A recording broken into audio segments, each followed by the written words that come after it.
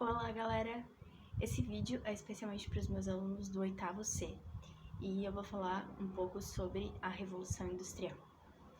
Bom, nas últimas aulas a gente falou bastante sobre as revoluções inglesas, né? Revoluções estas que aconteceram ao longo do século XVII lá na Inglaterra, que foi o capítulo 2. Então a gente viu que vários reis, né? Saía um rei, entrava outro, o Carlos, o Jaime, a Elizabeth, e vários desses reis tinham posturas absolutistas, não respeitavam o parlamento, eram autoritários e tudo mais. E ao longo dessas revoluções aí, a principal delas foi a Revolução Gloriosa. A Revolução Gloriosa, ela fez com que fosse retirado o rei absolutista e fosse colocado no lugar dele um rei também. Até hoje a Inglaterra, né, é uma monarquia parlamentarista. Só que esse rei, ele tinha que respeitar o parlamento e tinha que governar de acordo com a Constituição. E o parlamento era formado principalmente por burgueses, que era uma classe social que estava em ascensão e que desejava bastante colocar em vigor a política capitalista na Inglaterra. Por conta dessa revolução que colocou no governo um rei que respeitava o parlamento, sobretudo a burguesia, a Inglaterra teve todo esse contexto social, contexto político que favoreceu o desenvolvimento da industrialização lá, tá? Mas o que foi essa Revolução Industrial? Revolução Industrial nada mais é do que o processo que colocou o capitalismo, esse capitalismo que a gente tem hoje, só que obviamente o capitalismo já passou por muitas mudanças, né? Mas a Revolução Industrial consolidou o capitalismo como a nova política econômica da sociedade, primeiro na Inglaterra, se espalhando depois para o resto do mundo. Na verdade, a Revolução Industrial também foi uma mudança muito grande nos modos de se produzir as coisas, nos modos de se produzir as mercadorias. E também gerou um impacto, uma mudança muito grande na sociedade, no sistema econômico, como eu acabei de falar.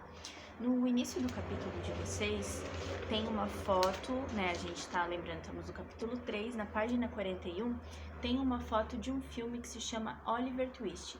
Eu recomendo bastante quem puder assistir esse filme, porque ele conta a história de um órfão chamado Oliver, de um menino bastante pobre que vivia na Inglaterra nesse contexto aí da Revolução Industrial. E nessa época, como a gente viu em sala, houve um êxodo rural muito grande. Vários camponeses que viviam na área rural, eles se mudaram para cidades, foram forçados a isso, já que os donos das fazendas, eles começaram a criar ovelhas, certo? Que seriam, a lã das ovelhas seria a matéria-prima para as indústrias têxteis. E esses camponeses acabaram se tornando também mão de obra para as fábricas que iam produzir esses tecidos, porque como eles foram expulsos das suas casas no campo, eles viraram mão de obra barata nas cidades, tá? Só que ao mesmo tempo, quando as cidades receberam essa enxurrada, essa multidão de pessoas pobres, não tinham onde morar, viviam na rua, também começaram a ser aprovadas leis que proibiam a mendicância, proibiam a vadiagem, né? As pessoas que moravam na rua, ficavam na rua, muitas vezes eram chamadas de vadios e eram presas, inclusive crianças. E isso estimulava as pessoas a aceitarem qualquer tipo de trabalho para conseguir sair das ruas e não serem presas, no mínimo, né? Além de se alimentar e sobreviver junto com sua família. Inclusive crianças eram presas. E quando as crianças eram presas, elas eram mandadas para casas de correção, que eram tipo orfanatos. Só que lá elas tinham que trabalhar, um trabalho escravo e extremamente degradante. Essas crianças eram tratadas como marginais e eram só crianças órfãs, pobres, né? Então o filme do Oliver Twist mostra bastante esse contexto de extrema desigualdade na época, porque obviamente quem era rico, né, as crianças que eram de famílias mais abastadas, não passavam por nada disso. Isso era uma diferença social, uma injustiça social bastante grande no período. Falando sobre os processos de produção de mercadorias, como eles foram mudando. No começo, todas as mercadorias eram feitas por um único artesão ou artesã. Eram feitas à mão e o artesão dominava todos os processos de produção. Então eu tenho aqui, por exemplo, um objeto, um bichinho que foi feito à mão por um artesão indígena. E esse artesão, ele provavelmente cortou a madeira, né, da árvore, provavelmente que isso daqui foi feito. Ele limpou, ele lapidou, ele fez todo esse processo de escultura até chegar nesse produto final. E isso provavelmente demorou bastante tempo para se fazer isso aqui com a qualidade em que foi feito. Então esse era o processo artesanal, que era feito, várias coisas eram feitas nesse processo, né? Ele demorava bastante tempo, mas a qualidade do produto tendia a ser bem boa e o processo era caro, né? Porque como era muito tempo de trabalho, acabava o objeto ficando caro. Depois do artesanal, com o aumento dos mercados e de demanda por produtos, a gente passou para o processo manufaturado, para as manufaturas, que eram oficinas pequenas, geralmente ficavam na casa da pessoa, e ela contratava outras pessoas ou colocava pessoas da sua própria família para trabalharem junto com ela e fazer a produção ser um pouco maior. E a Revolução Industrial começou mesmo com as maquinofaturas, que surgiram lá por volta de 1756, mais ou menos, na Inglaterra. E era a utilização de máquinas no processo de produção, e os donos dessas máquinas, eles normalmente construíam galpões bastante grandes, que eram as fábricas, e contratavam pessoas aí, pagando muito pouco para elas, para trabalharem nessas máquinas e produzirem o maior número de mercadorias possível em um tempo hábil, né? Então aqui eu tenho, por exemplo, um produto que foi feito industrializado, certo? Provavelmente na China. E apesar dele ser um pouco mais elaborado, mais sofisticado do que aquele ali, se bem que ele está estragado, porque esses produtos normalmente são feitos para durar pouco tempo, para que a gente possa comprar mais, consumir mais e manter o sistema, né? Esse produto aqui, ele talvez tenha sido feito, eu não posso afirmar com toda certeza, mas talvez ele tenha sido feito em menor tempo, mais rapidamente do que esse aqui, porque ele é todo feito com máquinas. Claro que o processo de elaborar as máquinas aí é outra coisa, mas o modo de produção naquele momento, isso daqui é uma máquina, imprime, corta, encaixa, né? Claro que tem pessoas que manuseiam, que controlam essas máquinas, mas o processo de produção é muito maior, porque se produz vários, milhares, centenas de milhares desse em alguns minutos, certo? Enquanto um desse daqui demora talvez horas e horas de trabalho para ser feito, né? Então isso daqui tende a ser, se produz muita quantidade de uma coisa, de um produto que é igual em pouco tempo, isso barateia a produção. E, no entanto, a qualidade não é das melhores, não tem prós e contras, né? Hoje em dia, as coisas feitas artesanalmente estão voltando a ser valorizadas, né?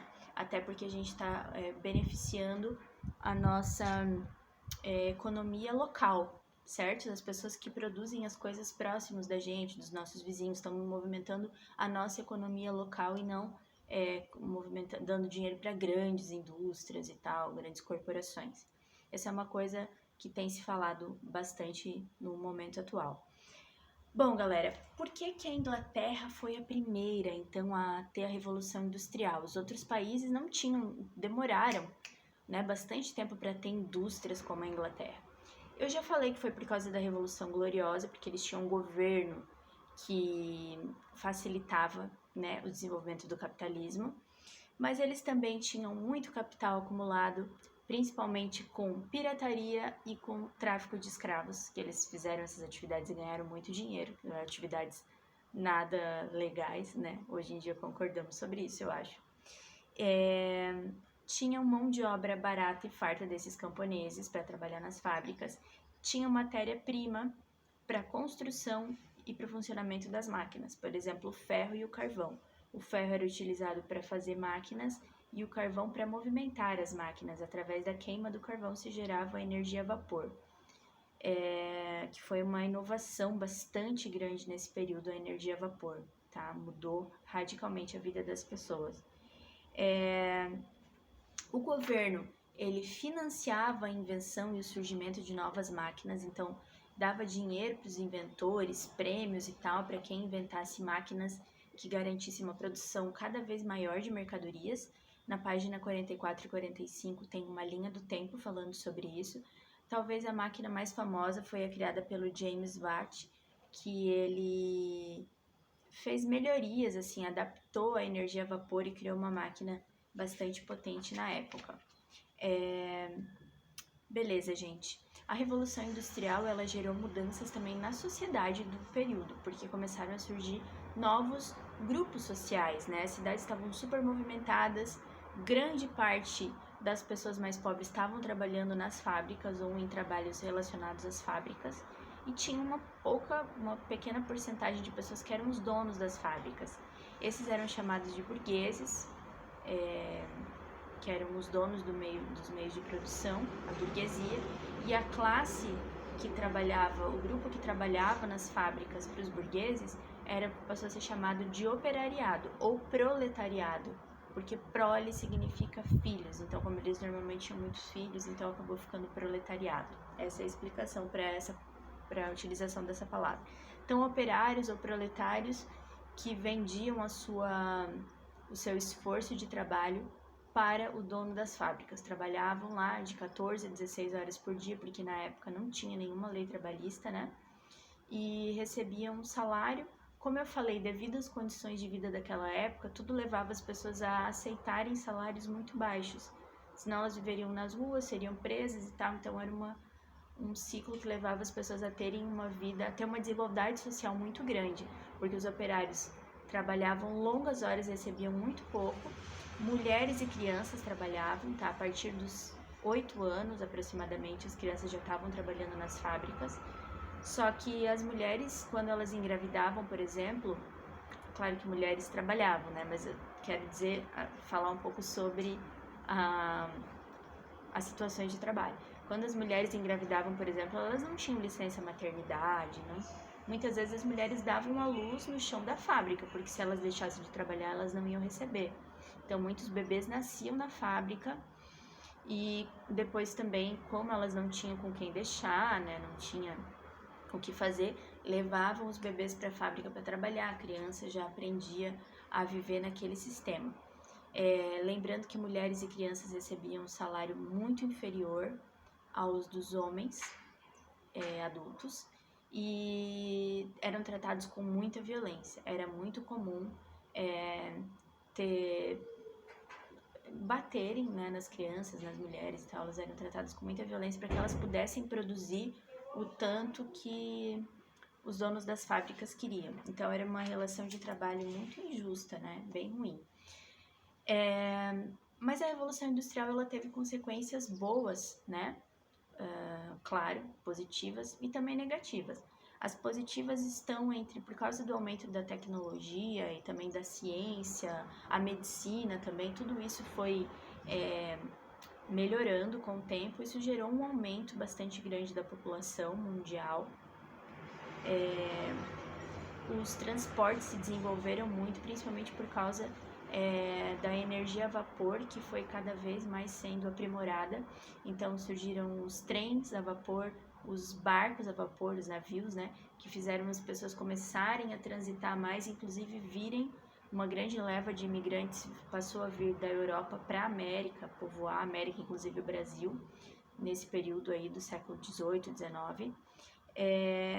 Então, essa revolução dos transportes foi muito importante, né, muito interessante, mas também tem os pontos negativos das fábricas, né,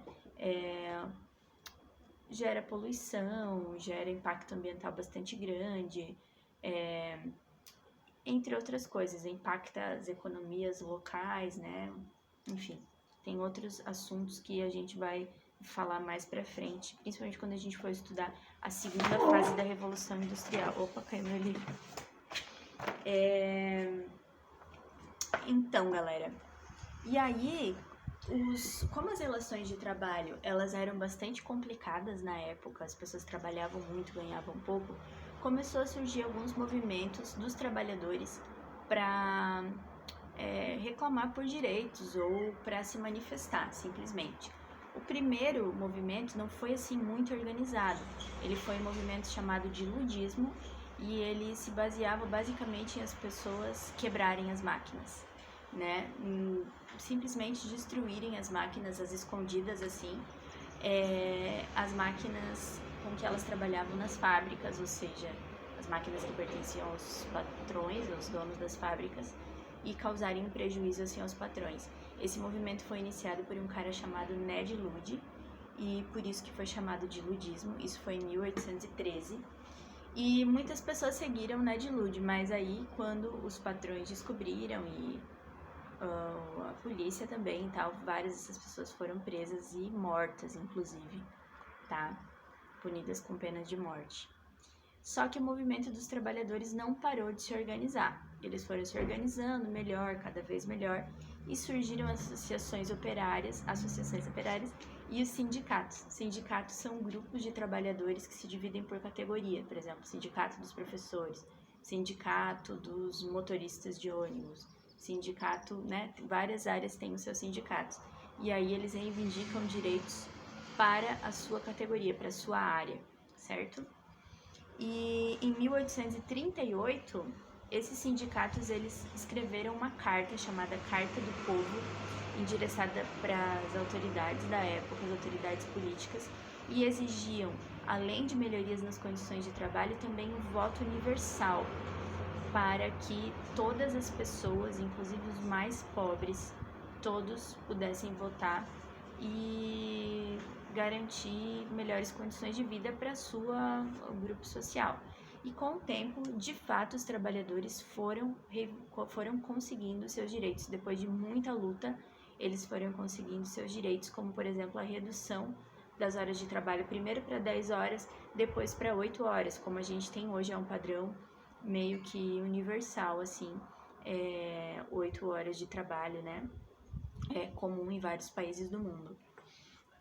Antes não tinha limite de hora, o trabalhador podia ficar até 24 horas dentro da empresa trabalhando, certo?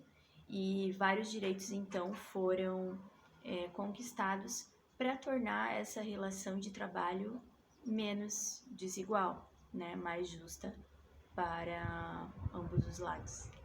É isso. Muito obrigada e até a próxima.